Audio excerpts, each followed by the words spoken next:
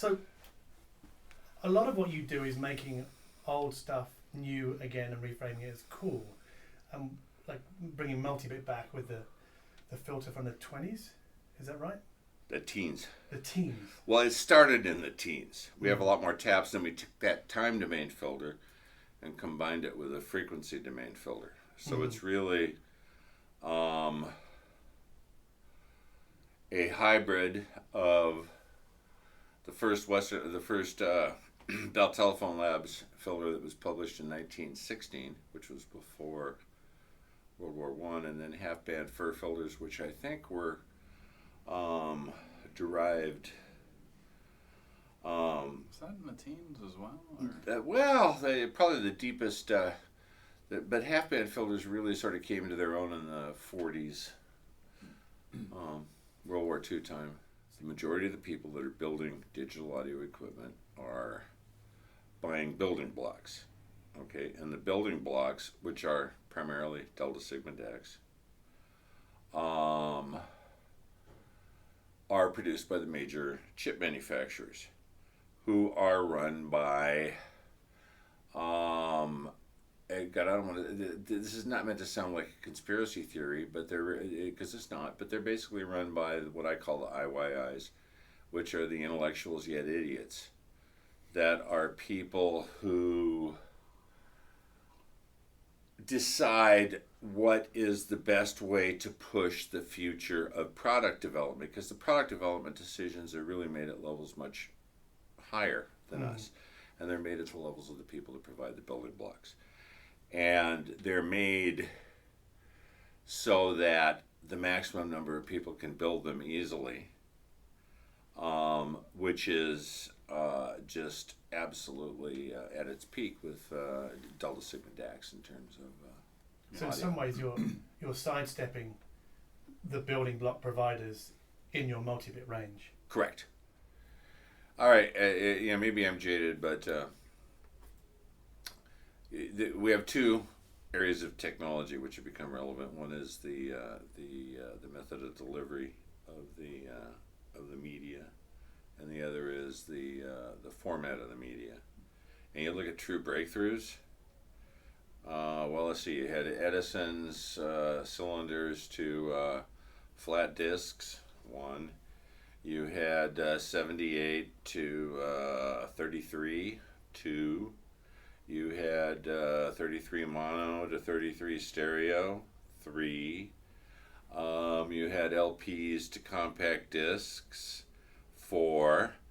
And that's pretty much where we are. Media today, the best commonly available is Redbook. Still today, yes. 83 to 13, 30, 3 years later. Yeah. Okay. Now the methods of delivery are changing in that streaming is becoming more important. Okay. And or from downloads if you want to own it, that sort of thing.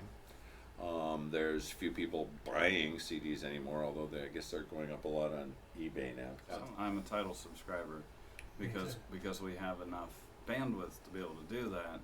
Mike is in an area where it's down a dirt road. It's not real practical. Yeah. So while we're chewing and spitting tobacco, we just that's all there is to do. Polish your CDs. Yeah, we polish our CDs. Yes. Yes. But so that's all your innovations. That's it. In 1890, 120 years, almost 130 years. So there's very few innovations. So everything I have to work on is all applying other areas of technology to what we've got to work with. And digital is interesting because if you're going to trust the IYI approach, you've got chips to buy, and that's what 98% of everybody else is doing. And the chips either start or follow trends that are either established by the chip makers or promulgated through a standards body. For example, we've had HDMI, very, very many flavors of HDMI, on the video, just to go on the video side, starting with 1.0 and we're now at 2.1. None of them have ever been actually, I think, fully implemented before they change it again. Right. But when there's a change, then the chip makers have to go and say, oh, okay, now there's the HDMI 2.1 chip that you're going to need to buy to do that. And so everyone goes and buys that, and everyone rolls it out and rolls out a part of it so they can claim that they're 2.1, and then 2.2 will be here next year. And so you'll need a new chipset, and et cetera. So same with DSD. All the DACs changed when DSD, started becoming a thing, and all the new Delta Sigma DACs, one of their, I think point number one on the data sheet is how many XDSD can it do, and so if that's important to you, then you can change products over to what it needs to do. Yeah, the greater point is whether it's HDMI or chip makers or whoever, Right. AES. Which is where a lot of this goes through. Yep. A lot of the people that sit on the various boards are all these IYIs. And so there's a lot of deciding on HDMI revisions and so on and so forth that are not done in the best case of audio or video. And HDMI is a good example because it's not only is it in order to sell anything in this market, you must get the new chip. It's like you also must pay us, and not just the chip manufacturer, but the HDMI standards body, the consortium. Correct. See, so it's and you pay them the initial license fee, and you pay them per device, and that's just what you have to do to play there. There's no open HDMI. You can't decide to not do HDMI. So do you guys see standardization as a roadblock to progress or innovation or? well, if we were doing more audio video integration, perhaps, okay, which we're not.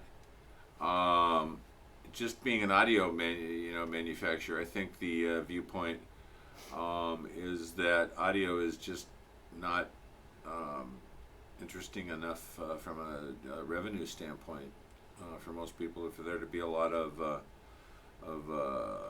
proprietary standards, such as exist, for example, as we mentioned in Hollywood with the Dolby. Yeah, because there's just not enough there. and the one thing you can say is, until now there haven't really been a lot of proprietary standards. I mean, all the DACs changed when they decided that we wanted to do DSD4X or whatever it is. But we can go and buy DSD4X capability from any number of DAC manufacturers, and we don't have to pay the DSD consortium a chunk of money, every time we sell a product, and probably up front as well. So it's another capability, but no one's forcing us to use it, and as you know very well, none of our DACs do DSD, so we're not really interested. Yeah. Which is exactly, of course, why we're in this business. Because we're not particularly interested in, we crave our freedom, okay? Yes. We don't want to pay anybody from, Dolby or MQA or whoever, and we don't have to provide the level of sound that we do. And there's a certain amount of freedom there. And I mean, I'm 68 years old. Okay, if I had to correspond and have other people shove their standards up my ass like MQA, I'd be like, like running a fleet of garbage trucks or something. That might be more interesting. At Make least deep I'd have fryers. make what? Make deep fryers. Deep fryers. Okay. That'd be fun. Yeah, something politically incorrect. Yeah. So so fuck all these standard bearers unless they really have something that's demonstrably better. And I haven't seen that. With new Dolby, no. It's like more channels and less space. Fuck that. MQA, I haven't seen an apples versus apples demo. I don't know if they're going to do one. Even if they did do one, I think they did, but it's we haven't paid a lot of attention to it because even if it was night and day better. Here's the thing. Let's say MQA, takes over the whole industry. The dream happens. it's streaming everywhere. Everyone has like little nice MQA logos and everything, and it is strikingly better. That's fine. Now we've actually essentially lost the entire high-end audio business because you're betting that is the best we can do forever, and or the MQA Standards Authority is the only think tank in which better audio stuff can be come up with. So they come up with MQA 2.0 next year, and we all have to upgrade to that and use different chips, or MQA 3.0 or whatever. But one standards body is now kind of setting everything, and there's no more competition between us and PS Audio and Chord and all the guys who are doing interesting interesting things. Yeah. I mean, look at the home theater business. Yeah. We joke about the home theater business. Yeah. I once stupidly got involved in it. Okay, but believe me, I'm not above making mistakes. After all, I've had a lot of time to make them. But home theater is completely throttled by Dolby. Okay, DTS is on its way out. Dolby's the last man standing, and there's no way you can make any innovative home theater product because Dolby's got it locked up on both the encode and decode end. Mm-hmm. So there's no way you can do anything. And believe me, I think about this sort of thing. I would love to actually build something that would be fun to build. Yeah. And we could, and we'd sell a fuck ton of amps. Okay, because it's like a lot more of them, but we wouldn't do like whatever the latest Dolby Atmos 384.16, channel. Whatever the fucking stupid, because that's the only way they have left to go. It's 13.4 or something. It's a 13.4, something stupid, Something like that. Why bother? Yeah. I mean, it's like, how many fucking speakers do you need for a movie? And it's fun and it's challenging. But Dolby's got it all fucked up.